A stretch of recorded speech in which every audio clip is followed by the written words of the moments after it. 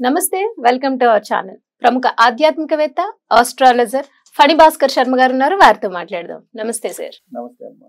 Sir, ఫిబ్రవరి మాస ఫలితాల్లో భాగంగా వృషభ రాశి వారికి ఎలా ఉంది అనేది వివరించండి. నమస్తే అమ్మా. శ్రీ గురుభ్యో నమః.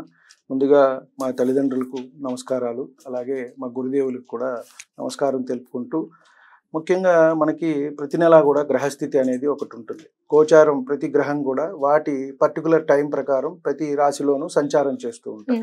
మనం ఫిబ్రవరికి తీసుకున్నట్టయితే వృషభంలో గురువు, మిథునంలో కుజుడు, కన్యలో వచ్చేటప్పటికి కేతువు సంచారం జరుగుతోంది. మకరంలో రవి, బుధుడు, అలాగే కుంభంలో శని, చంద్రుడు, తర్వాత మీనంలో చివరిగా రాహువు, శుక్రుడు ఉంటారు.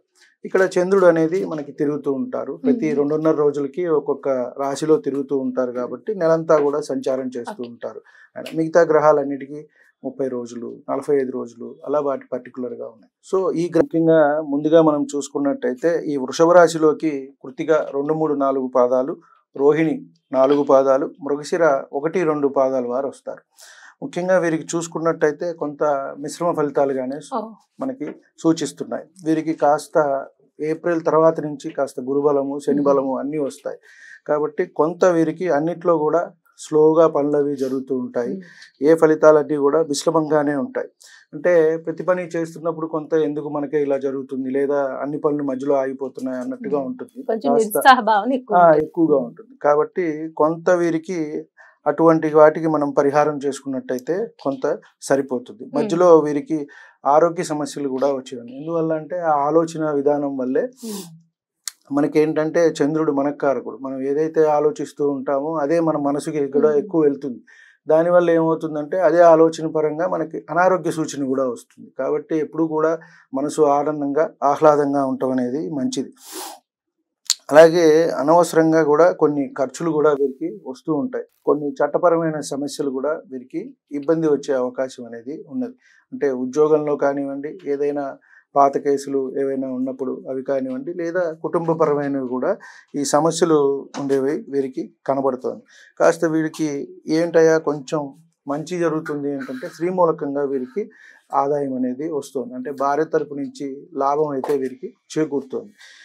తర్వాత కోర్టు వ్యవహారాలు ఏమన్నా ఉన్నట్టయితే అవి కొలిక్కి వచ్చే అవకాశం అయితే ఉన్నది. అంటే ఎప్పటి నుంచో కొన్ని ఉంటాయి, ఏదైనా క్రిమినల్ కానివ్వండి, సివిల్ కానివ్వండి, ఇటువంటి సమస్యలు ఏమన్నా కోర్టు పరమైనవి ఏమన్నా అంటే వీళ్ళకి ఫేవర్గా వచ్చే అవకాశం అయితే మనకి కనబడుతోంది.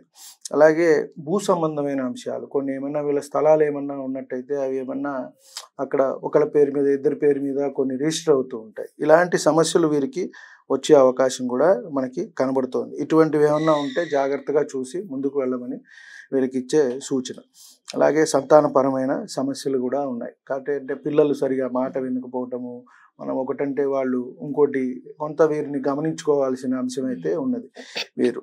అలాగే ఆడవారికి ముఖ్యంగా సంతానపరమైన సమస్యలు అనేవి వస్తూ ఉంటాయి. కాబట్టి వీరికి మనం డాక్టర్ సలహా తీసుకుని ముందుకు వెళ్ళవలసిన సూచన కూడా వీరికి. ఎందుకంటే వీరికి నార్మల్గా జనరల్గా అయ్యే అవకాశం అయితే తక్కువగా ఉంటుంది. కాబట్టి మనం ఇప్పుడు వచ్చిన కొత్త కొత్త కృత్రిమమైన పద్ధతులు ఉన్నాయి కాబట్టి అవి డాక్టర్ గారిని సంప్రదించి అటు కూడా వెళ్ళి తర్వాత మనం జ్యోతిష్యుడు కూడా సంప్రదించుకుని ముందుకు వెళ్ళినట్టయితే వీళ్ళకి మంచి జరుగుతుంది.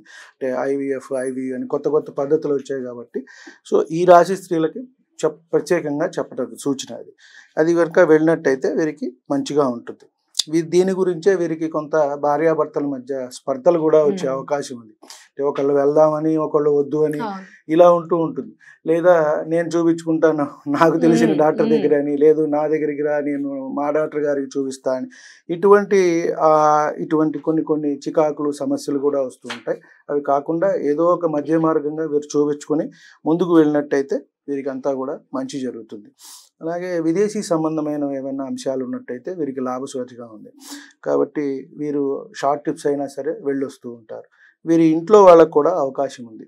ఎవరైనా అక్కడ చదువుకోవటానికి కానివ్వండి, స్థిరపడటానికి ఉద్యోగం కానివ్వండి, అలా కూడా వెళ్ళే అవకాశం అనేది మనకి కనబడుతుంది. కాబట్టి ఎటు చూసినా ఈ నెల కొంచెం మిశ్రమంగా ఉంది వీరికి. ఒక 2 నెలలు వీరికి ఇట్లాగే ఉంటుంది. ఏప్రిల్ నుంచి వీరికి బాగుంటుంది. వచ్చే సంవత్సరం ఏదైతే కొత్త సంవత్సరం ఉందో అత్యంత యోగవంతమైన రాశుల్లో వీరొకళ్ళు ఉంటారు, వృషభ రాశి వాళ్ళు. కాబట్టి ఒక 2 నెలలు వీరు కాస్త అన్ని పనులు నెమ్మదిగా అట్లా చూసుకుంటూ ఆరోగ్యము కుటుంబము అన్నిటా కూడా కొంచెం అంతా సమన్వయం చేసుకుంటూ వెళ్ళమని వీరికిచ్చే సూచన.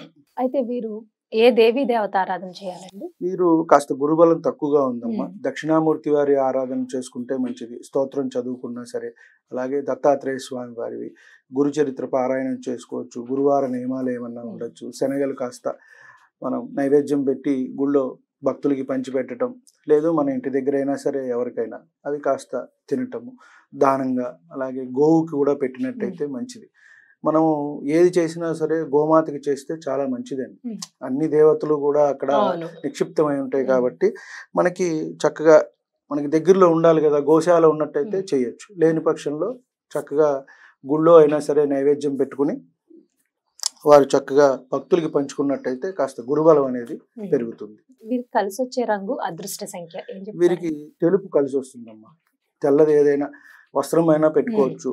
లేదు రక్తం పెట్టుకోవాలంటే వజ్రం పెట్టుకున్నట్టయితే వీరికి సరిపోతుంది. వీరికి కలిసి వచ్చే అదృష్ట సంఖ్య అంటే కనుక 6 వీరికి అదృష్ట సంఖ్య. సో ఆ తేదీ నాడు కానీ, అలాగే మనకి కలిసి వచ్చేది 15. మళ్ళీ ఈ నెల ఎలా ఉంది వాళ్ళకి అనేది చాలా చక్కగా వివరించారు గురుగారు. ధన్యవాదాలు. నమస్తే.